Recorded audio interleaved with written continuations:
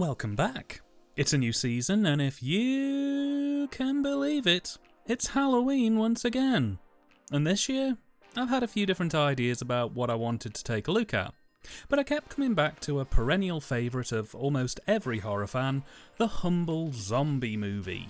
Indeed, on this channel almost 9 years ago, our first Halloween series covered the history of the zombie through the decades. But it's a big subgenre out there with a lot of different interpretations. So this year, I'm going to do a bit of a grab bag of notable zombie movies to really help flesh out your trick-or-treat viewings. And, kicking things off, we have a sequel to one of the most notable non-Romero zombie movies ever made, 1988's Zombie 3, or Zombie Flesh Eaters 2, or Zombie 2, or Zombie Flesh Eaters Part 2. The list goes on. So in 1979, Zombie Flesh Eaters erupted onto the scene, presenting a much more grounded, much more viscerally gory, oozy, titillating and maggoty iteration of the zombie to filmgoers who, up until that point, were probably only best familiar with zombies via Romero's Night and Dawn of the Dead. The film gained quite a reputation, to the extent that it got itself in trouble with the UK courts and wound up outright banned as a video nasty. Well, just under 10 years later, some Italian producers got the crazy idea to have another crack at the zombie series, managing to coax the original director Lucio Fulci back onto the project to see what the late 80s and early 90s could do for the genre. And from there, the problems really kind of began. See, production was set to last approximately 8 weeks, shooting in the Philippines. Fulci didn't want to go by himself, so he finagled it so that his daughter could join him, which the producers weren't that happy about. The script was being provided by the, I won't go as far as to say legendary, but certainly notable filmmaker Claudio Fragasso, who TYTD regulars will almost certainly recognise as the man who brought us Rats, Night of Terror and Troll 2.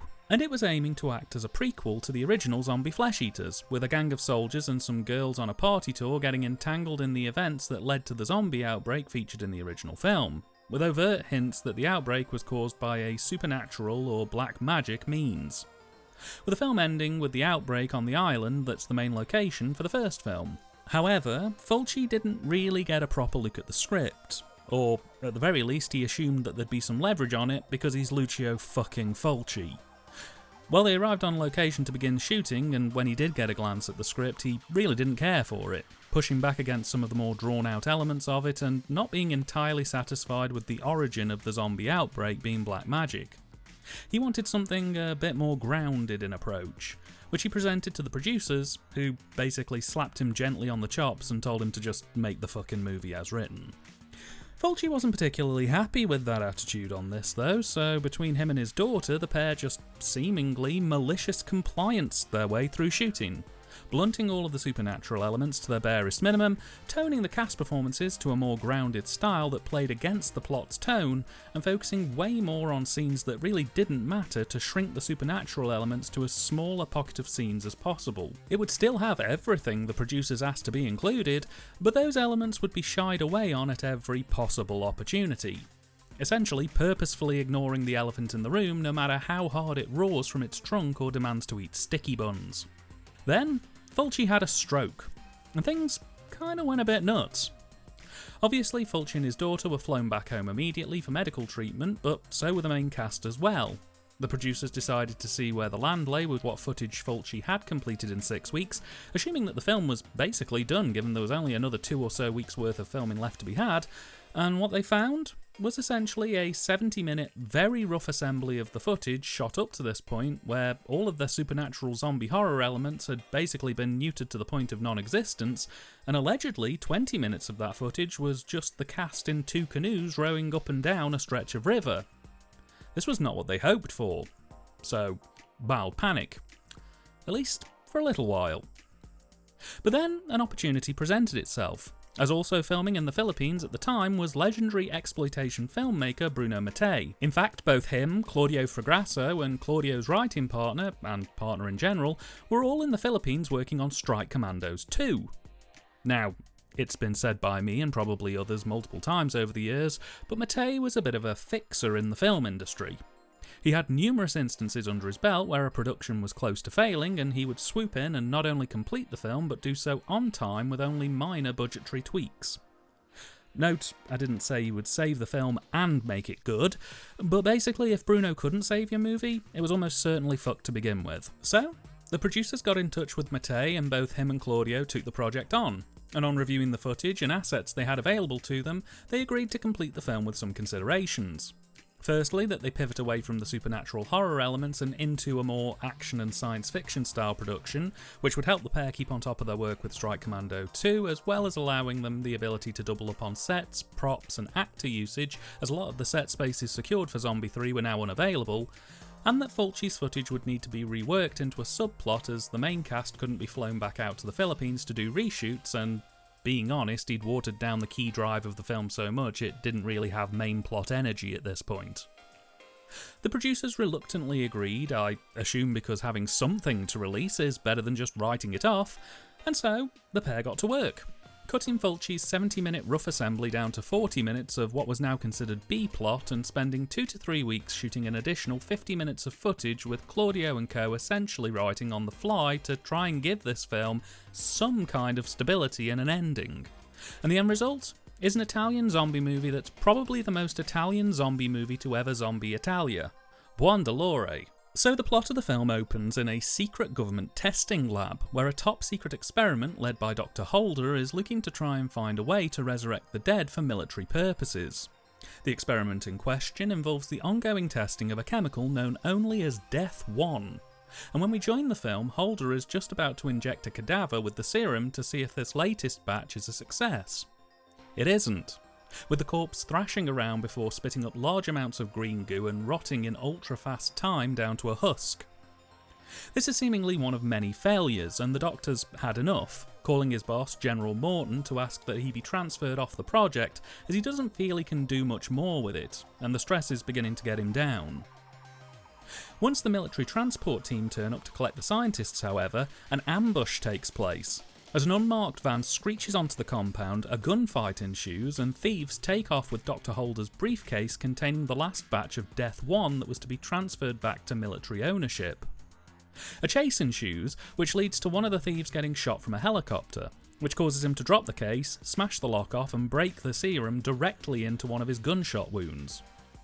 Bleeding heavily, he flees to the nearest motel where he heavily bribes the checkout staff in exchange for a room, and then he proceeds to head up there to try and staunch the bleeding, but the infection has already begun. Meanwhile, Dr. Holder is checked out back at base, and reports begin to come in that the case containing the serum has been located, smashed to pieces. The military don't seem too worried, but Dr. Holder is terrified, stating that the serum is highly infectious if it beds into a host, and that even something as small as drinking from the same glass as an infected person could cause transmission. But the military are somewhat dismissive, more interested in catching the thieves for prosecution purposes than actually trying to contain the potential viral spread. Meanwhile, back at the motel, our thief in hiding is getting significantly worse, the infection now having spread through most of his body. It's basically the end for him, but not before a bellboy turns up to take his old jug and glass of water away and replace it with a fresh one. On leaving the room, however, he startles a member of housekeeping and accidentally cuts himself on the thief's dirty water glass, at which point housekeeping goes in to tidy up the room and is promptly dispatched by our newly zombified vagabond. The commotion prompts an alarm to be raised within the military, who put 2 and 2 together and decide that their culprit must have gone full zombie and attacked the hotel. So they send specialist agents in to wipe the place out and reclaim their patient zero. With the bodies piling high, the military instruct the agents to open a mass grave and dump all of the bodies from the hotel in and seal it up as quickly as possible, while returning their patient zero back to the base for further testing. And once that's complete, despite the doctor's very heavy warning, the military instruct the team to cremate the body of patient zero, considering that it's a safe enough move to call the incident under control.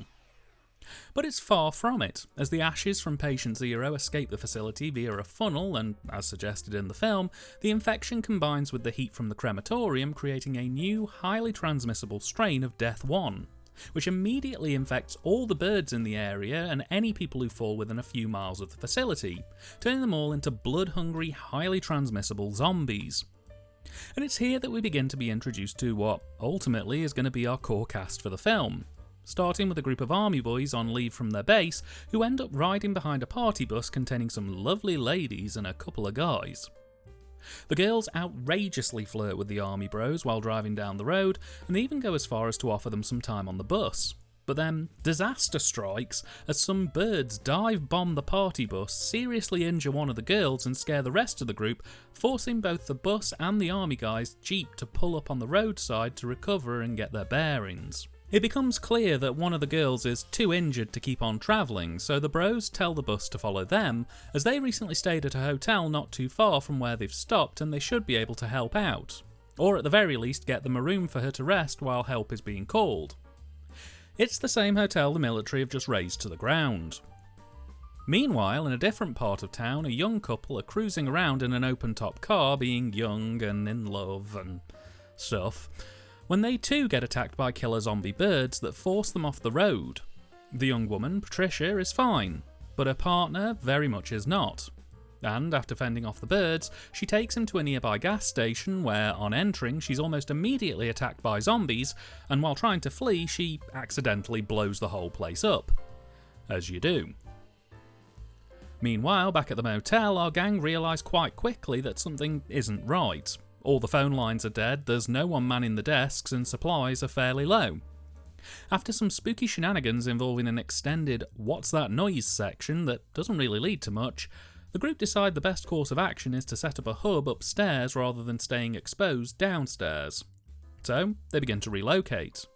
Around the same time, we head back to Dr. Holder, who's now in a briefing room with his assistant, some other scientists, and General Morton discussing the longer-term impacts of Death 1 being released into the ecosystem. He tells the General that razing one motel to the ground isn't going to stop the spread of this contagion, and that releasing the ashes of Patient Zero into the air could have had serious unknown consequences. The General tells Dr. Holder that if these consequences appear, they'll just gun it down as happened in the hotel. The Doctor says that can only go so far, and that what's really needed is a kind of antidote to Death 1 that can reverse the zombification process. The General essentially tells Dr. Holder that if that's what he wants to focus his energy on, then go right ahead. But until an antidote is formulated, he'll wipe out the entire country if he needs to contain the spread, before leaving the room.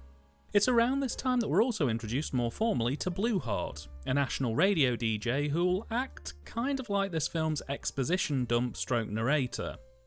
He's pretty fun as a character, but basically he just brings the audience up to speed in a very jazzy way, and is sometimes used as a kind of ironic additional layer over the carnage of the zombie invasion stuff. Shortly after getting settled in, one of the girls and one of the soldiers take the jeep out for a run around the area, eventually arriving in a heavily foggy area that looks a bit like an abandoned complex, only it isn't abandoned. It's full of zombies. Cue fighting, running, gunning and zombieing that ends in the jeep getting totaled, the girl drowning and our soldier barely making it out of there alive. Luckily, he manages to escape the hordes, and after getting to the roadside, he manages to flag down a car. It's Patricia and her partner's car, who agree to pick him up as they're heading to Santa Monica to seek help and sanctuary. Meanwhile, the military are beginning to cleanse huge parts of the surrounding contamination zone, starting with the foggy warehouse area our soldiers just escaped from. While Blueheart formally announces that a major incident involving zombies is underway before listing off all of the safe zones that people can escape to if needs be. This message is picked up by the motel group, who decide it's time to get serious and a bit militant about the security of the hotel. So, they begin work barricading the ground floor, and they begin to set up patrol shift rotors between them to ensure that any wandering zombies are taken care of. Meanwhile, Patricia and co hit a bit of a stumbling block when her partner finally fully turns zombie while they're on the road. He attempts to bite Patricia and causes her to veer the car off the road and onto a nearby bridge. The three get out of the car and the soldier tries to attack and kill Patricia's partner, but the noise only attracts more zombies who promptly swarm the bridge, forcing Patricia to flee into the woods while the horde take out our soldier friend. After some time fleeing, night falls and Patricia finds herself back on the main road near the hotel, where the soldiers are beginning patrols. At first, they stop her, thinking she's a zombie, but after checking her over, they realise she's okay and let her into the building. Only, Patricia's brought some friends with her as the horde from the bridge slowly followed her to the hotel, and within moments the soldiers have more on their hands than they bargained for. Which leads us really into our final act, as our band of survivors hold up in the hotel and the military slowly burn, shoot and stab anything with or without a pulse. Will the group survive the zombie uprising? Will Dr. Holder make the antidote in time? And is Blue Heart's playlist literally just a piece of paper that says play the Beatles?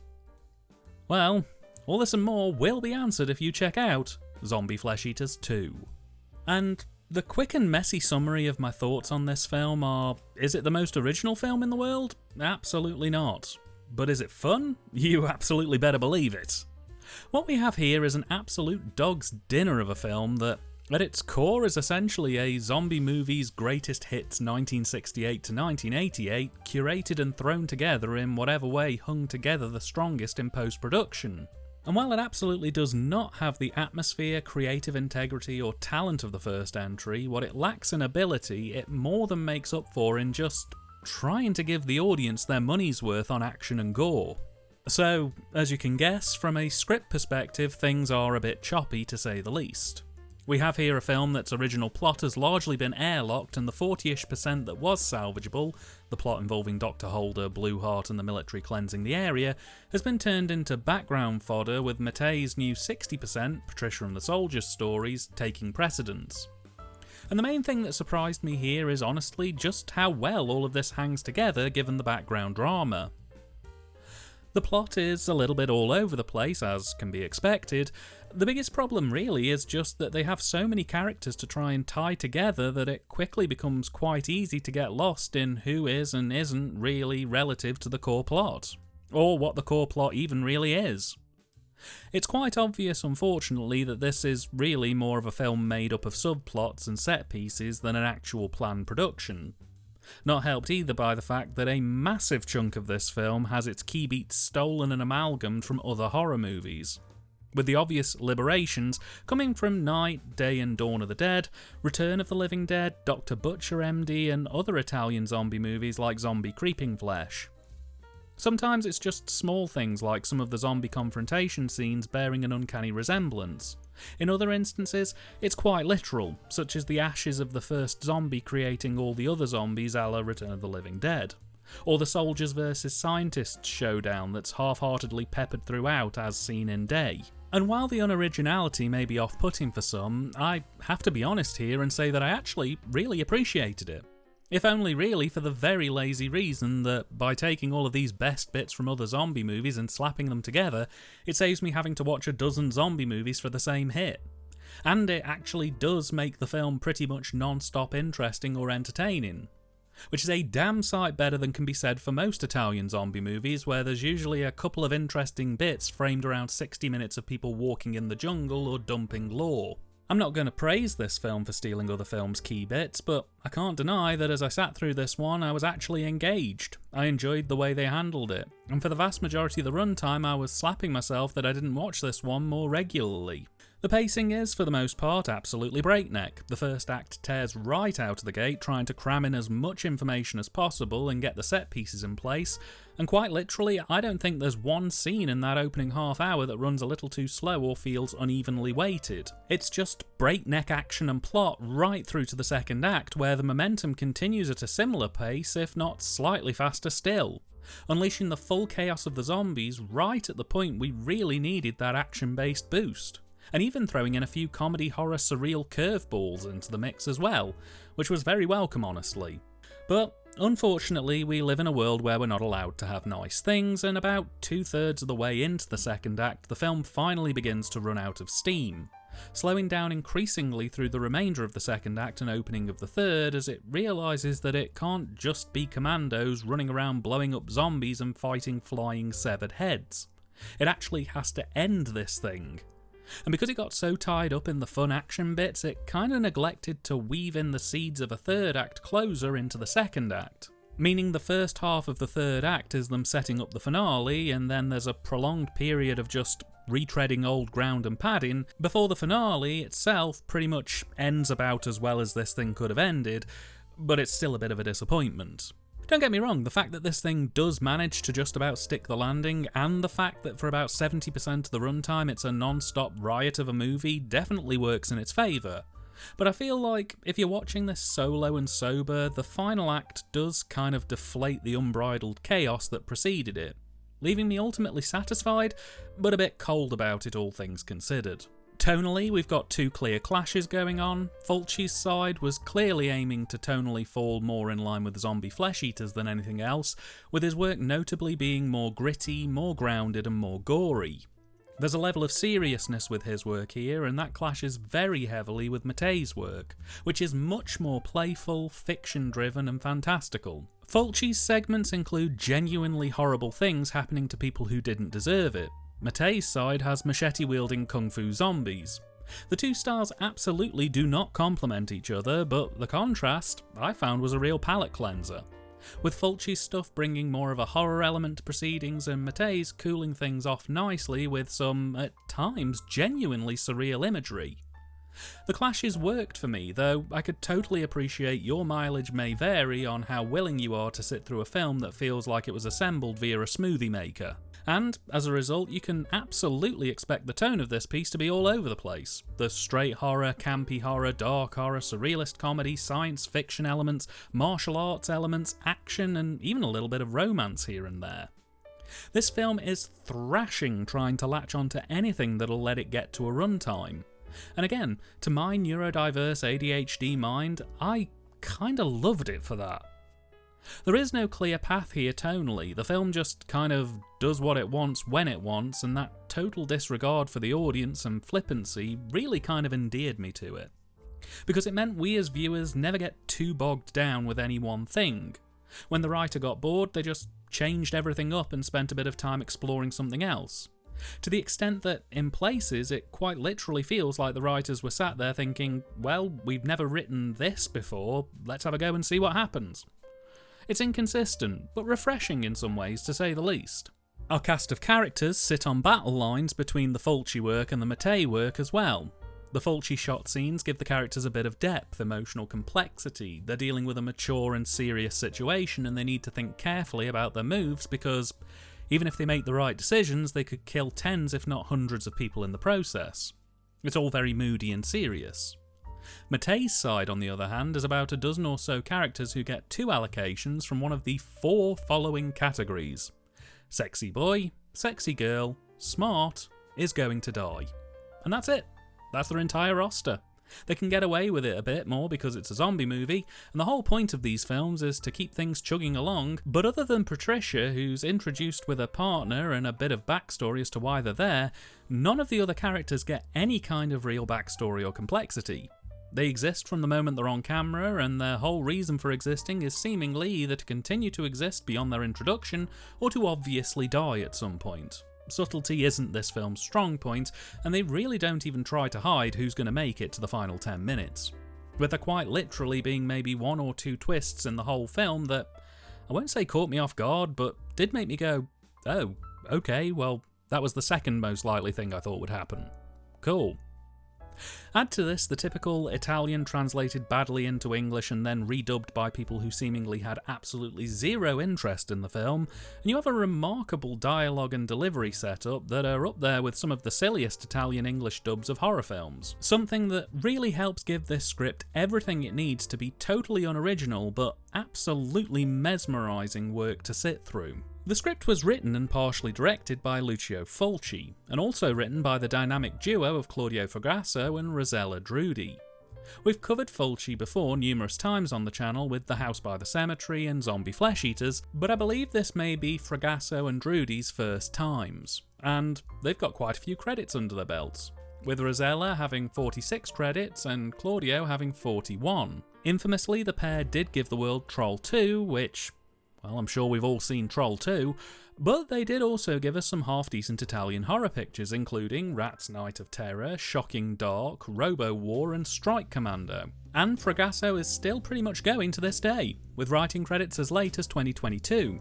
Unfortunately for Drudi, she sadly passed away in February 2025 at the age of 61. And, in a first time for the channel, we have making up the other half of directing duties, Bruno Mattei. A legend of Italian exploitation cinema, he has 57 directing credits, with the most notable hits being Cruel Jaws, Caligula and Messalina, Scalps, and Double Target. He was definitely more oriented towards action and erotic films, but he was a regular collaborator with Fragasso and worked right up to the end, sadly passing away in 2007 at the age of 75. On the direction front, I suppose the question isn't so much how well did these chaps curate the vision of the film, and really is more how well did these chaps convey their vision for the picture to the cast and crew. In that regard, it's a bit of a mixed bag, honestly, because Fulci, who you would think would be the more solid director here, actually kind of fails the brief, because he wasn't really making the film the producers wanted, nor was he really making a film he wanted to make. He was basically just going through the motions trying to make the best of a bad situation. And I feel like that does reflect in his segments of the production. The cast aren't as animated or invested in the picture. A lot of his output is quite flat, with only the gorier moments offering anything unique or interesting. Lighting setups are fairly standardised, barring one or two exceptions. The whole thing kind of feels like a director just working to get stuff in the can. And given the guy was building up to having a stroke, I can definitely cut him some slack, but I feel if you're coming to this expecting the likes of The Beyond or The Black Cat, you'll probably be quite disappointed. By contrast, I found Mattei's direction to be much more scattershot, but also much more engaging. It's very clear that they're working with what tools they have rather than what the production needs, but at least there's a sense of effort in his side of the direction. They bother to try and utilise colour gels frequently, fog and smoke are used to help set the atmosphere, the cast seem much more engaged and their physical performances clearly had some kind of workshopping to try and get the best out of them. Scenes were largely thought through and there was an emphasis on making a bit of a spectacle over just getting the job done. I feel like Mattei did a really good job here, and with Fragasso supporting on some of the second unit stuff here in dribs and drabs, also having a good sense of what Mattei was going to try and do, his moments here also help complement Mattei's work. As for the Cine, look, it's a cheeseburger of a production. This is not gourmet cooking. It's rough and ready, but what I like about this film is that this is a somewhat rare example of being able to see what professional directors, folks who've had years in their craft and the acclaim to keep them in the job, would do if they had almost no money and no real time to properly plan anything out. I'm so used to seeing one-man army, low-no experience, low-no budget productions barrel through a film just to get it out the door with all of the tripodless, B-roll-less, unfocused energy that comes with it, that it's actually quite refreshing to see a set of filmmakers tackle a project on the fly who actually understand why shot setups are done the way they are, why lighting choices matter, why cast placement and compositional choices within the frame matter, and how to build a sequence. Made all the more impressive by the fact that this was still being analog edited on film.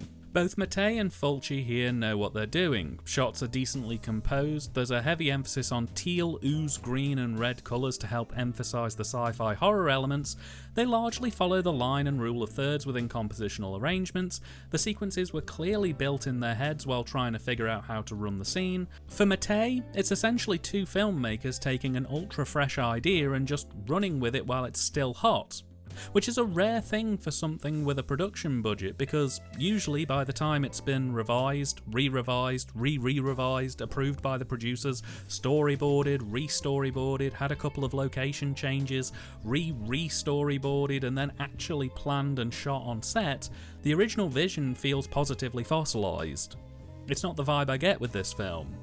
Here, it feels more like a production where they were able to just try things out, experiment a bit, and while I won't say that always led to good things, it at least gave us some more interesting cine to work with. The sequences all largely hang together, I'm a sucker for plenty of coverage and B-roll, and while there is a decent amount here, I do feel some scenes could have maybe benefited from just a little bit more to play with.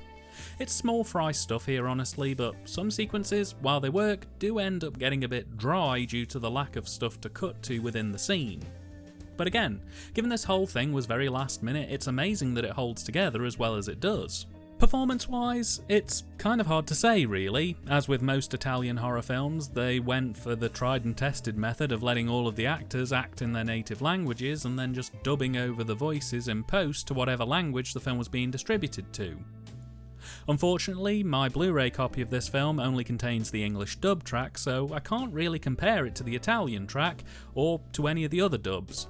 But I'd say the voice actors do a fine enough job, even if they aren't really taking it seriously. There's a slight campness to delivery, a little bit of ham, which when combined with significant over-processing really helps to push the film into that slightly corny territory that I've come to know and love from Italian cinema of this era. Physically, I think most of the cast do a fine enough job. Beatrice Ring as Patricia is probably my favourite performance. She gets a lot of different types of emotional pieces to work with, and she seems to have a really good range physically and just throws herself into the action sequences. She's kind of a best of final girl, just taking all the bits you'd want in a lead female performance for this genre and rolling them all together.